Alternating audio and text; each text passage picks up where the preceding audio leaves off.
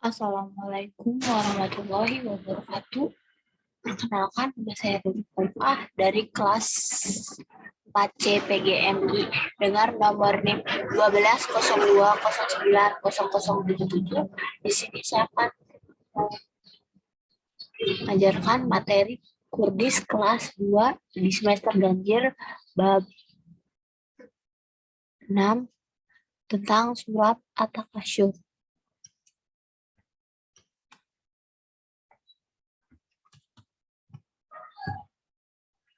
Yang pertama, kita harus terlebih dahulu membaca surat At-Takasyur. Bersama-sama mari kita membacanya. Bismillahirrahmanirrahim. Alhaakumut takasur hatta zurtumul maqabir. Kalla saufa ta'lamun. Summa kalla saufa ta'lamun. Kalla law ta'lamuna ilmal yakin. Latarahunnal jahim. Summa latarawunnaha ainal yakin. Summa latus'aluna yawma idin anin na'im. Kemudian terjemahan surat Al-Kasur yang pertama, di ayat pertama itu terjemahannya itu bermegah-megahlah telah melalaikan kamu. Kemudian ayat kedua artinya sampai kamu masuk ke dalam kubur. Kemudian ayat yang ketiga, janganlah begitu, kelak kamu akan mengetahui akibat perbuatanmu itu. Yang keempat, janganlah begitu, kelak kamu akan mengetahui. Yang kelima, janganlah begitu jika kamu mengetahui dengan pengetahuan yang yakin. Yang keenam, niscaya kamu benar-benar akan melihat neraka jahim.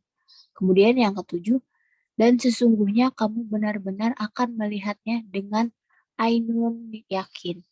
Kemudian yang ke-8, kemudian kamu pasti akan ditanyai pada hari itu tentang kenikmatan yang kamu megah-megahkan di dunia itu. Kemudian ada kandungan surat At-Takasyur. At-Takasyur artinya bermegah-megahan. Maksudnya manusia telah lalai, lengah, dan berpaling dari tujuan hidup sejati, dan tidak lagi memperhatikan kesucian jiwa, kecerdasan akal, dan tidak pula memperhatikan bahwa kehidupan akan menemui kematian. Manusia telah diperdaya oleh kemegahan harta benda, hingga membanggakan dirinya di hadapan manusia lain.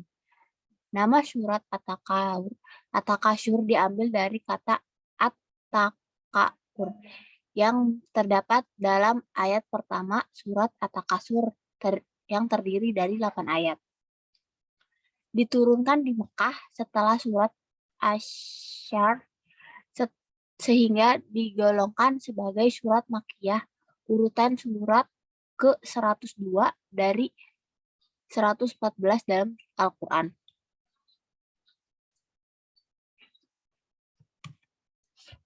Hari ini cukup sekian. Kemudian saya akan menjelaskan pula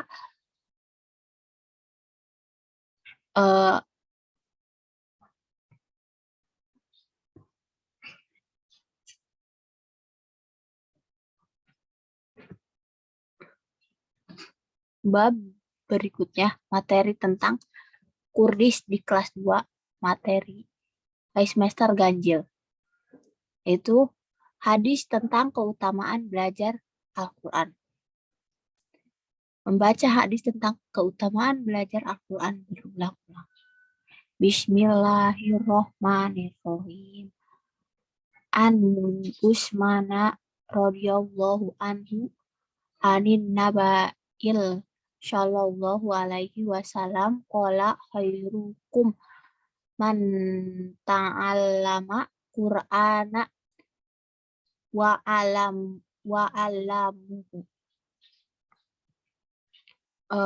Terjemahan hadis tentang keutamaan belajar Al-Quran yaitu dengan nama Allah yang Maha Pengasih lagi Maha Penyayang, dari Utsman bin Affan radhiyallahu anhu, dari Nabi Shallallahu alaihi wasallam bersabda, sebaik-baik kalian adalah yang mempelajari Al-Quran dan mengerjakannya. Hadis riwayat Bukhari. Kemudian ada isi kandungan hadis tentang keutamaan belajar Al-Quran. Dalam hadis ini terdapat dua amalan, yaitu amalan belajar Al-Quran dan mengerjakan Al-Quran. Pertama, belajar Al-Quran berarti belajar membaca, menulis, mengartikan, memahami, dan menghafal Al-Quran. Sedangkan yang kedua, mengajarkan Al-Quran berarti mengajarkan cara membaca, cara menulis, cara mengartikan, cara memahami, dan cara menghafal kepada orang lain. Mengapa dua amalan ini penting? Karena Al-Quran adalah wahyu Allah yang diturunkan kepada Nabi Muhammad melalui malaikat Jibril untuk disampaikan kepada umatnya. Al-Quran merupakan petunjuk hidup manusia agar hidup bahagia di dunia maupun di akhirat. Untuk mendapatkan petunjuk tersebut, maka Al-Quran harus dipelajari. Keistimewaan Al-Quran lainnya adalah memberikan pahala bagi yang membacanya. Karena membaca Al-Quran termasuk ibadah.